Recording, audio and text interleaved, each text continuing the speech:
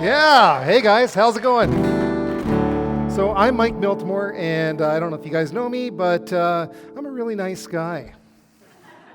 I want to tell you all about how to innovate in a traditional space.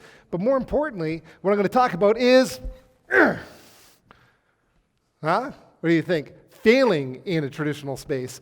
And I'm Mike Miltimore, and I am a failure. How many of you guys are failures? Yeah, right? Do you guys feel bad when you fail? This guy doesn't. I fail all the time with everything. I was telling my wife last night, I said, I've got a problem. There's two things going on with the TED Talks and the speech. One is the clicker.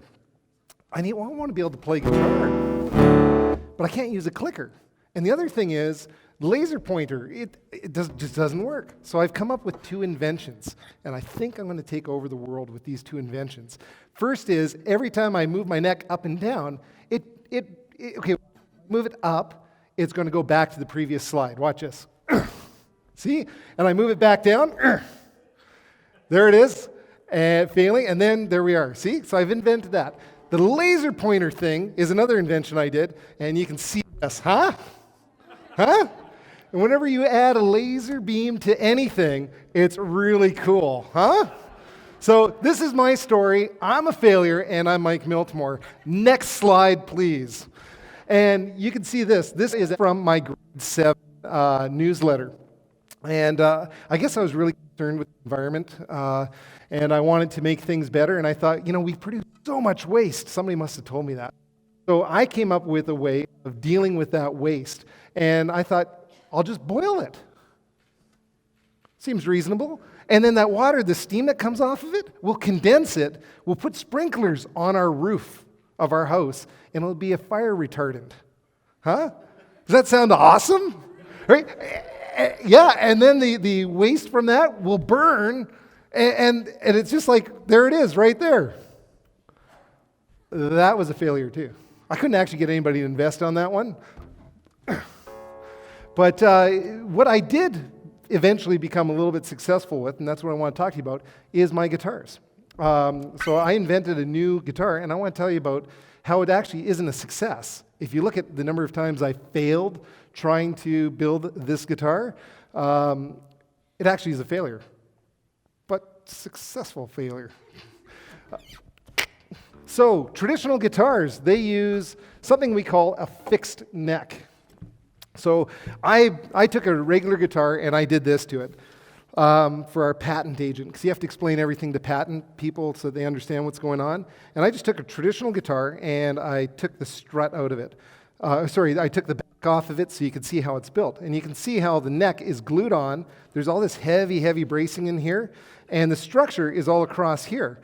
So in order to adjust the string height, we actually have to destructively adjust the saddle. Now, I have to change the slide, but it's only on this guitar.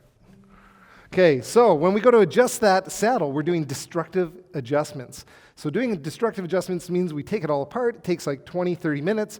Put it back together. You've sanded it down, and you go and you play. But if it buzzes, you've gone too far. So I thought, that really sucks. Let's just try it. Maybe I've got it. Yeah. The other problem is the 14th fret hump. Now, the 14th fret hump happens because humidity expands and contracts wood, just like everything else. And on the inside of traditional guitars, there's no finish, and the wood blocks are different than the neck itself. So as humidity comes in and makes it grow bigger, you get this step in the fretboard, which makes it buzz at that 14th fret. As you can see, our neck design compared to traditional necks, see, I got too many guitars going on here. There. You can see that our neck design compared to traditional neck designs, that fretboard lays on top of the body and it allows it to be able to move up and down versus the R neck, which has solid material all the way through it. And our build process, I hated the build process of traditional guitars. You can see this is actually one of our guitars that we were building using a go-bar deck. These sticks that come down are really long, they're 2-3 feet long, and you bend them so they put pressure on. You put so many pressure points on it, and that's gluing on the bracing that goes onto the guitar. The problem is you're lubricating the braces with glue, right? You think glue's sticky? Not at first. It just slides all around. So I wanted to experiment, and my goal was to make a braceless guitar. So this is how I failed or developed learning what not to do. It's pretty slick, eh, how that works? So up on the screen, again, you can see this image here. We have a guitar sitting on it, and I would measure every guitar. I'd read every book I could find, and at the same time, we were building traditional guitars, and I was trying to learn how a guitar actually moves and vibrates. And then I came up with this idea to make all these little pieces, because if I go... you could see that these little pieces were inside my guitar, and I was even coming up with new build processes using subwoofers, because we had a lot of kicking around the shop, to clamp the guitar. I even tried to microwave wood. Has anybody put wood in a microwave? I can't see your hands. Just scream if you have. Anybody? No? Oh. Well, I'll save you the end conclusion is it burns. So I use heat and that kind of a thing. Let's go to the next slide. So I wanted to build a braceless guitar. So you can see this picture. That is actually the first structure component of our guitar. My idea was if I could make a structure where it was grabbing the strings, if the neck was going that direction, grabbing the strings, pulling back, and I could put all the pressure back into the neck, it can vibrate and the whole body would float around the guitar. So if you can see this one, I was confident in the right picture. In the left picture was actually the first picture, and I wasn't sure if it was going to explode on me. It's like one of those games. Do you see the difference? It's the eyeglasses. All right, next. So this is my first prototype guitar. I was going to change the world. I was going to make something that was so much better. I took two guitars, two of these bad boys, and I put one in a closet because I was going to make it better. And I took this one, and I failed on this guitar so many times, probably about 30 failures before I gave up. And the idea was this strut going through the inside came up to this pivot point, and the strings would attach to that pivot point and allow it to be able to vibrate up and down, right? So this is braceless, but it sounded really bad. Is there any banjo lovers out here? Forget it, it's impossible. All right, so this was the first one that I built. And if we go to the next slide, that was the next one I built. So each guitar that we'd build, we would do many, many different iterations on and experiments. And if I can reach into my pocket of my jacket like a magician, well, these are some of the parts that I built. And I had to learn how to weld aluminum. Does anybody know how to weld here? Just scream. It's okay. Well, I had to learn, and if you're learning how to weld aluminum or aluminium, I had to learn how to say it too. You just make molten aluminum piles all over the place. And I also made these fingers. These were the original fingers I had. And if I flip one up, can you see how it sort of looks like an F? Right? The marketer in me said, "The Phantom Bracing!" with an F. But it didn't sound any good, so marketing was ahead of the guitar company. And you can see that I also had to come up with different ways of doing it. So my original design had the movement going up and down. Well, I figured that it sounded bad because it was only moving up and down, and I wanted it to be able to move in a circular motion. So I got ball joints. These are tiny ball joints, 440. And I couldn't find out where to get those. And my wife, Monica, made me walk through Michael's craft store. And we're walking, and I saw all these little girls down this aisle, all playing with all the cool stuff. And out of the corner of my eye, I saw something shiny, like a pack rat. I went straight over it, pushed all the girls out of the way, and I got the package. And it was silver ball earrings. And I thought, you know what? This is the right size. So in there is silver ball earrings from Michael's. Right? Okay, next slide. So speaking of my wife, Monica, I had an event that I call the Unshackling. In case you don't know what shackling is, and I thought I made up the word until I looked it up. But it means release from shackles, chains, or other physical constraints. It turns out that my original design was clamping the top. And I was like, oh man, I want to try an experiment on my best guitar that I built yet, but I'm pretty sure it's going to ruin the guitar. And I was telling Monica this, and it was okay. It wasn't so banjo-y sounding, especially if I played it quietly. But as soon as I played hard or gave it to anybody else, it was banjo. And she said, you know what? Just go into the garage and work on it. And if you break it, you screw it up, what have you got to lose? Because I was ready to give up. Now, at this point, the Unshackling event was 2011. And it was November. I'd been working on this design for 5 years. In the meantime, we'd been building traditional guitars. And I had people that worked for me that said things like, I don't believe in what you're doing.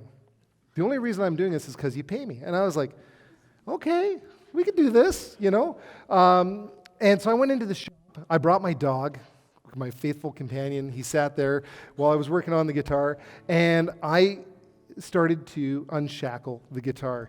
I undid the Michael's little earrings. And I moved the block so that the structure, the neck went all the way through the back and the structure became this. And all of a sudden, the guitar erupted with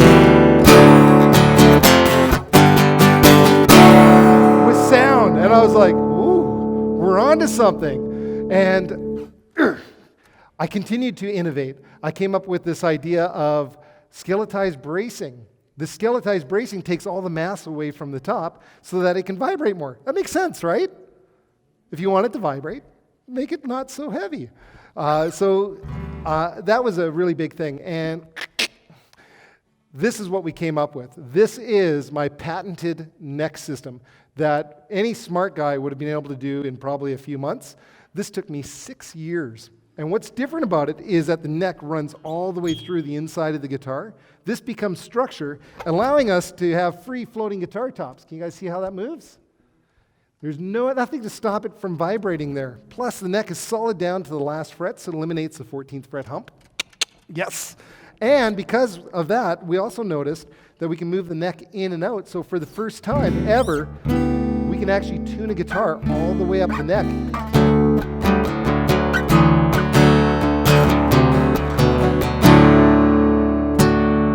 Huh? Yeah, it's worth the. Yeah, I'll take it. Yeah.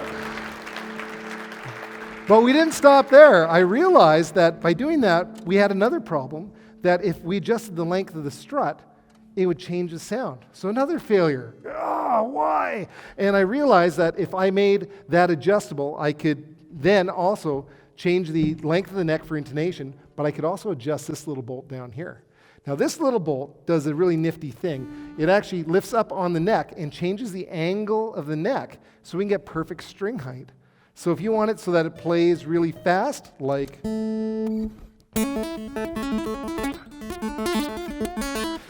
That's as fast as I can go. But if you want it to do that, you can adjust the neck super easy without having any problems. And so we started to build the guitars. And along the way, we kept hitting failure after failure and ways of overcoming those failures. And you know, next thing you know, we had a white screen.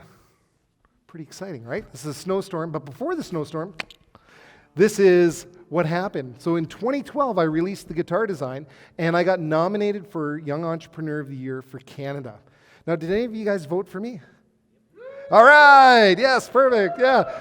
So that was for $100,000 was first prize, right?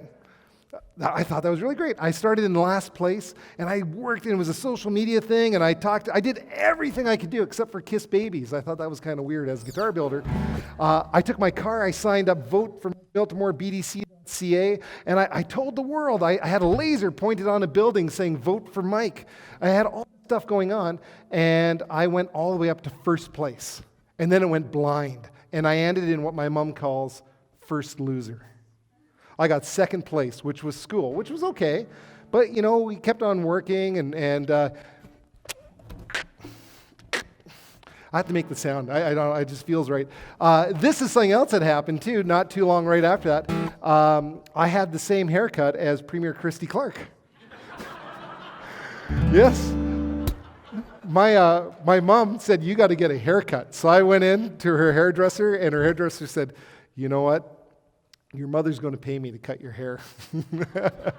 But we had the opportunity to build a guitar, and I can say that my guitars that I build here in Kamloops are fit for royalty. And I built a guitar for Prince William. Yeah, thank you.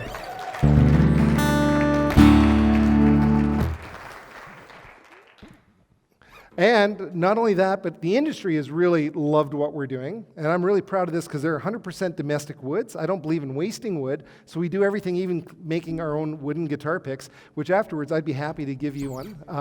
But the industry's been really great. For the last 5 years, we've been in the top 5. And last year, we got second place for best acoustic guitar worldwide against some of my favorite guitar brands. Pretty cool, huh? Yeah.